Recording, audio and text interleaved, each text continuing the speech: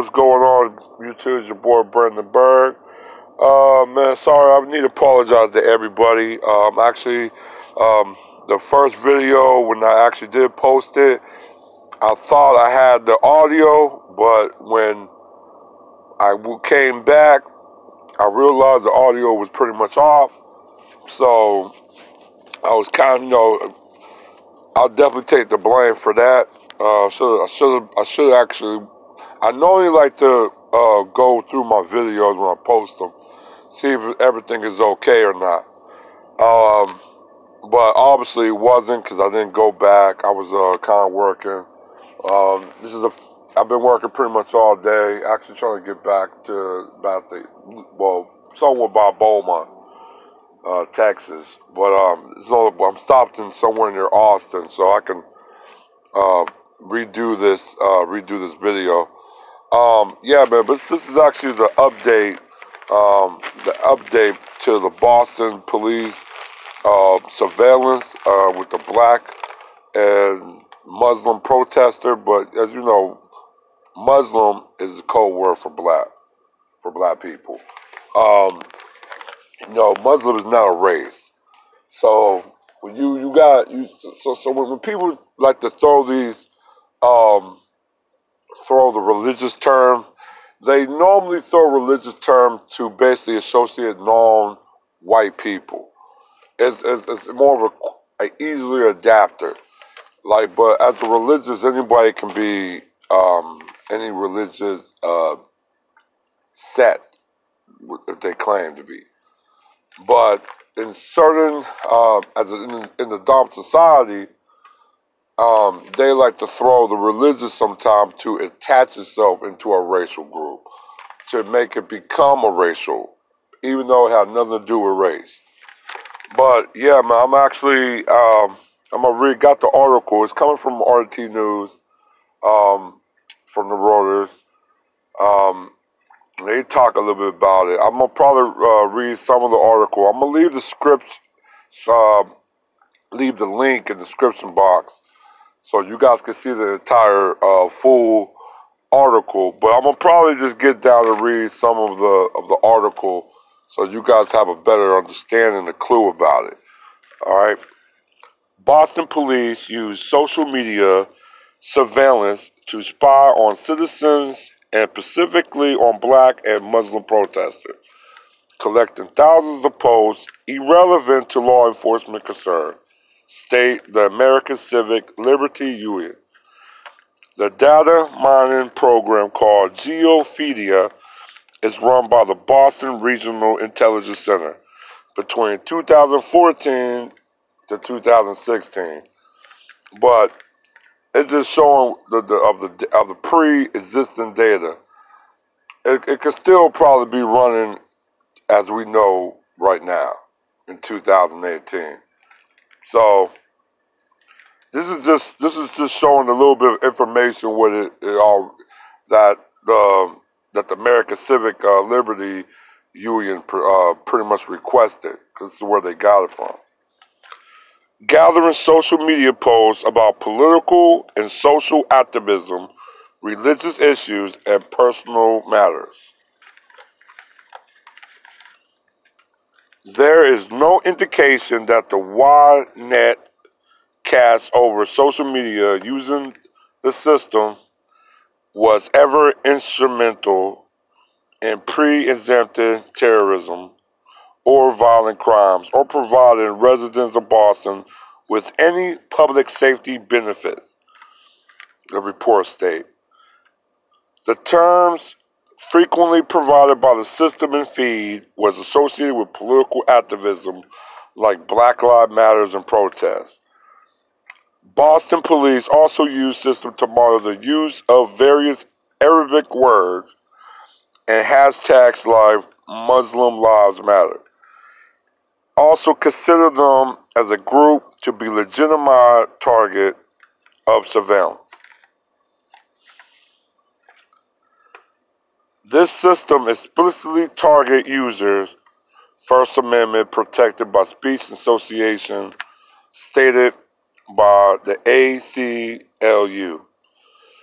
And this report came out of this week on Wednesday. It already collected thousands of social media posts which reported treated ordinary citizens discussing ordinary affairs and justified target of surveillance.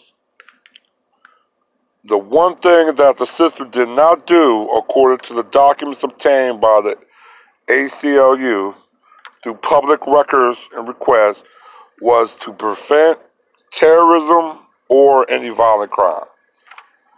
Now, that was most of the article. There's actually a little bit more to read, but I have to, I'm kind of like on the touch and go. But that's what the article pertained to be. And the thing about it is, they found this in Boston, but I know Boston ain't the only city that have this type of surveillance going on and spying on black people and so far and so far.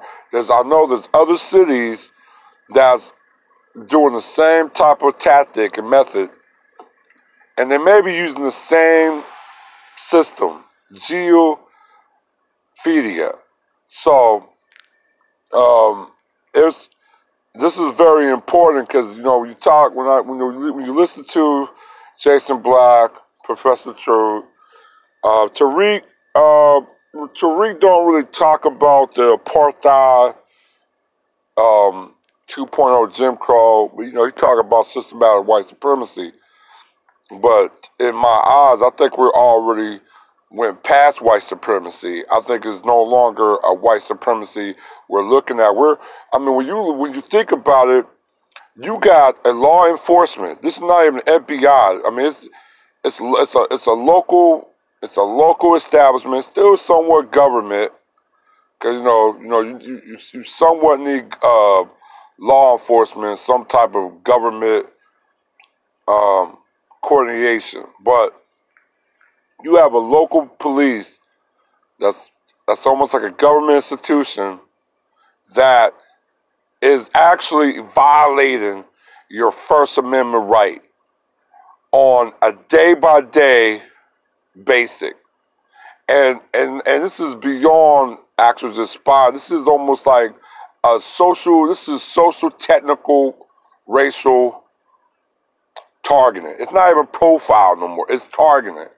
If they can look at your page and start picking and going through the information you have, because let's be real, like Instagram, Facebook on Instagram, so it's all the same. Snapchat, any social media outlet. Some don't really don't go that route, but like Facebook, they actually do. They will buy a pattern to keep and actually sell your information to the highest bidder. So this is very scary. This is beyond. I mean, this could be a no color situation because they could do this to anybody. But they already been spying on people. You can find people's houses. You got satellites. You got a lot of different imageries that you can spy on people. But this is probably the most extreme tactic that a law enforcement department, not even the FBI, did this yet. You have, I'm not going to say a lone police department. There's probably multiple police departments that's doing the same exact thing what Boston police is doing.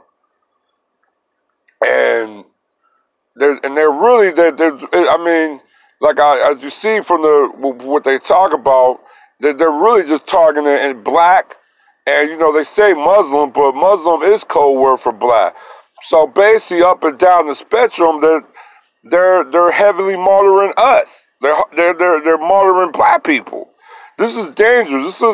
This is what apartheid and come out, the system come out of. The Jim Crow era.